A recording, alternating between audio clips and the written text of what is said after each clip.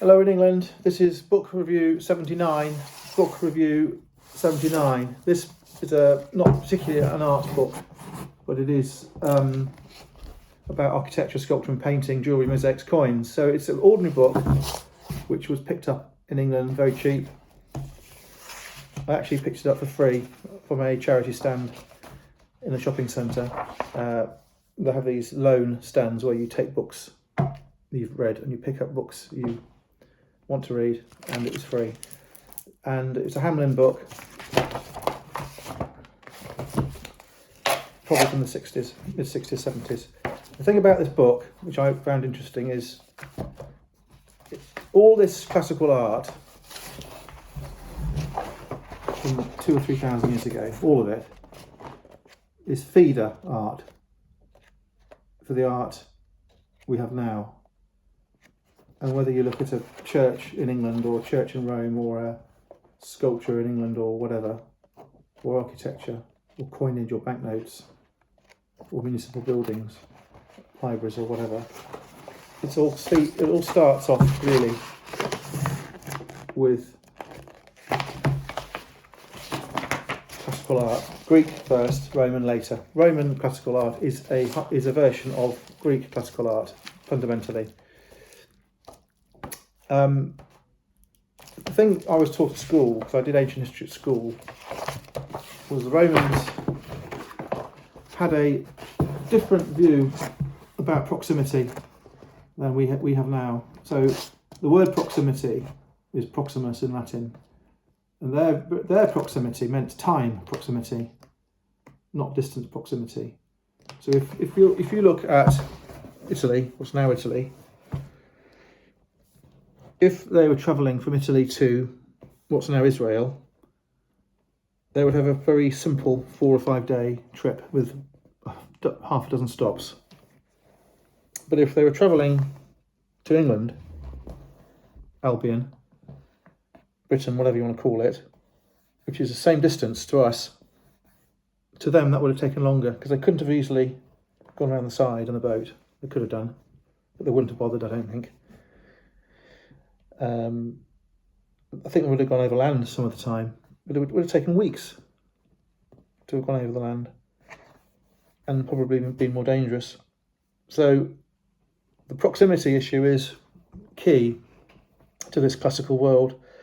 And you'll notice, because Italy is in the middle of their world, you'll notice they're very heavily into North Africa, much heavier. They're much more heavily into North Africa than the Western civilizations currently understand or want to understand. For example, Christianity was very heavily established in Ethiopia, and all along the north coast there were bishops, there were churches, there were cities with amphitheatres and all the bits and pieces that you'd get in Europe. There was no difference to an imperial Roman. There was no difference at all to setting foot on northern African shores as opposed to the south of France or Spain. That's just a sort of comment. So we go back to the book, and we'll just look at some pictures, and I'll just pick out things of interest. To start by saying that I've always found it strange why there are these different types of capital on these columns. So that's a Corinthian column, there's Ionian, and there's another one, I can't remember the name. And I was taught that's a column capital arose where a wooden pillar would be crushed under weight and the tops would curl over. So even with this sort of classical column and capital situation, you've got really interesting origins which precede the stone pillars and precede the designs. Okay, so we'll look at the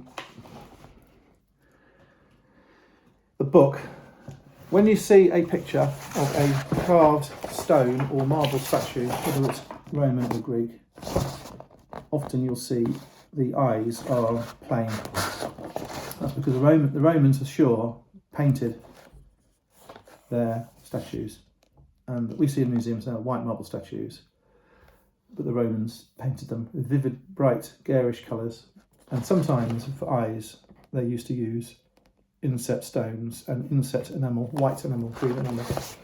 So our understanding of ancient statuary is incorrect because they used coloured statuary. And if you look at Pompeii, you'll see the coloured walls, and they're fairly garish, fairly in your face. But you have to understand, in those Pompeian houses, they didn't have a plain white statue. The white statue was coloured, the same, sort of the same as the walls. Yellows, reds, blacks. Okay. So I'm talking about things I picked up at school and things I've picked up since. So that face to me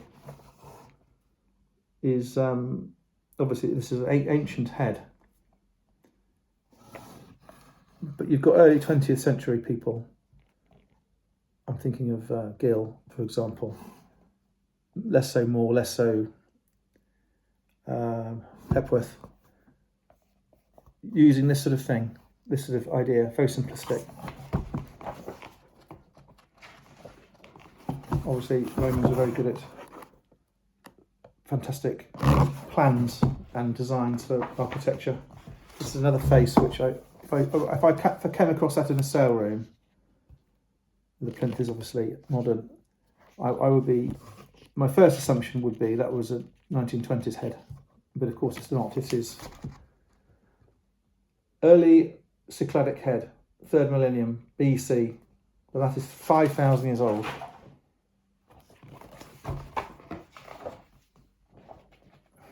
It's hard for me to do this while showing you, but I'll try. The pottery obviously is incredible, and the prices of early pottery are low. We have got some, and with in the absence of a particularly important place of origin, this stuff is a real bargain.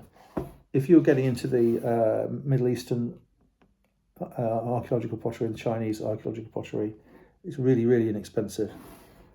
When it is from a known site, legally obtained, it's more money. That is a wonderful piece of pottery. And again, I can see in there De Morgan, I can see in there sort of pool pottery, Fairyland Lustre, all sorts of things coming out of these early designs.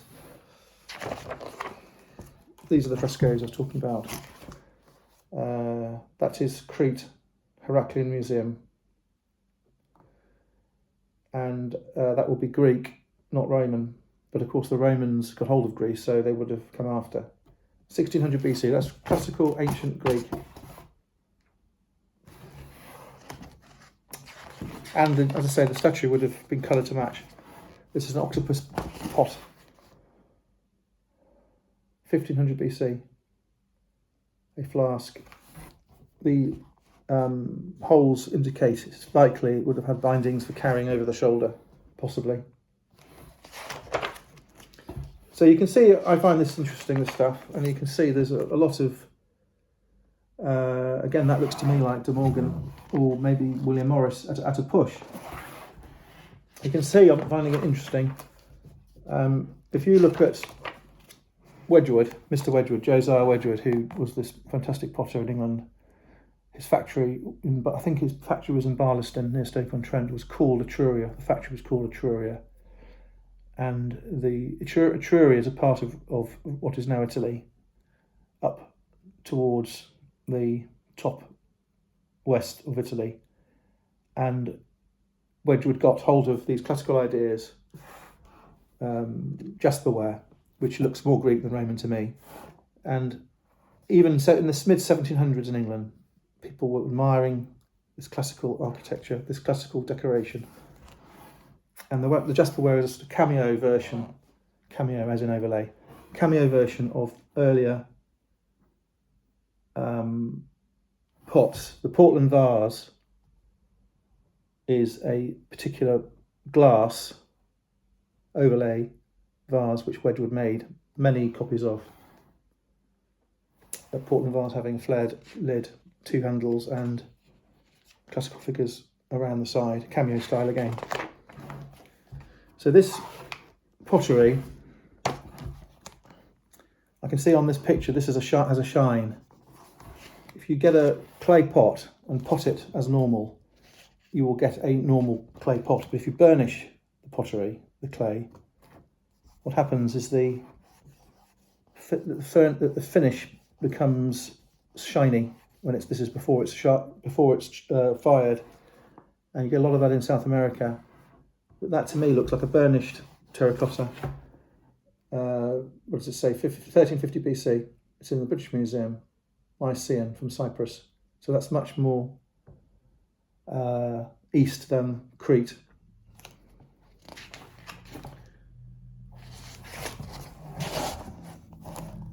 I would say, looking at it, it's semi-tribal looking. It's not totally tribal looking, but it's in isolation. I would have these down as Aboriginal. The meaning of that being tribal, not Australian. So they have fine stonework, beautiful art.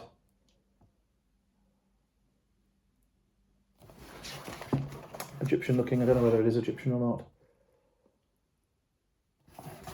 Beautiful planned buildings, beautiful. And this lovely, I think the word is entablature, where they make these great, I'll read it out, cornices and friezes, architraves, capitals. That's Doric.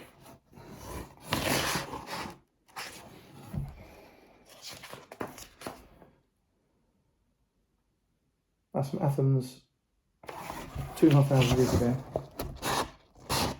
Is the Klaus Cliff in there? Is there De Morgan in there? I think there is.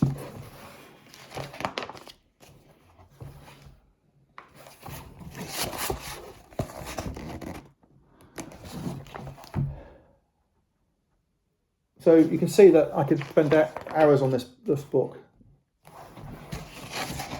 which I can't.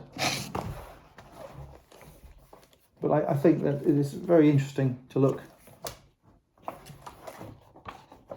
through and see. So this is vaulting. This is looking cross vaults, and they have this coffered hollow section where it's like the Pantheon, the top of the Pantheon, where they have a mass of concrete, the same all the way around. It's too heavy, so they have started thick, and as they go up, it gets thinner, and it has these coffered holes and these dimples in it, hollow bits, to make it lighter. And with the cement they use, the concrete they use pumice. Bottom, they don't use much pumice, they use hard rock mixed in with the concrete. But as they go higher, they use pumice, so it's lighter. So they were really good at it, and the Romans, of course, had a concrete which would set underwater. So if they were making a port, they would put in the piles and the shuttering underwater.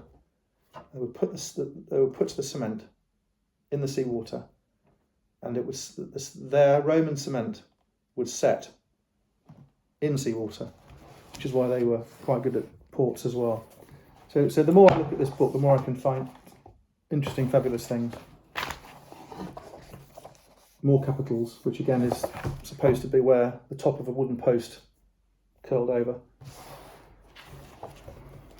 That's what I was told. Sounds improbable, that's what I was told. So you have the Roman Empire, the Greeks, wonderful things. The foundation for so much art, this sort of mosaic stuff, you can still get now in Naples for the tourists. More friezes. This is the Medici vase. Marble, 5 foot 8 inches tall. So that is a man size or a woman size vase. I would call it a campana urn myself, but I mean it's called the Medici vase at the Uffizi in Florence, probably because one of the Medicis owned it. Neo-Attic school, Greek mythology. Sarcophagus, more capitals, more buildings, more sculpture, more mosaics. That is a pebble mosaic, not made with square cut pieces of stone. That's unusual. I didn't actually know they did that. The mosaic is made of pebbles, small rounded coloured stones. The bronze working is remarkable.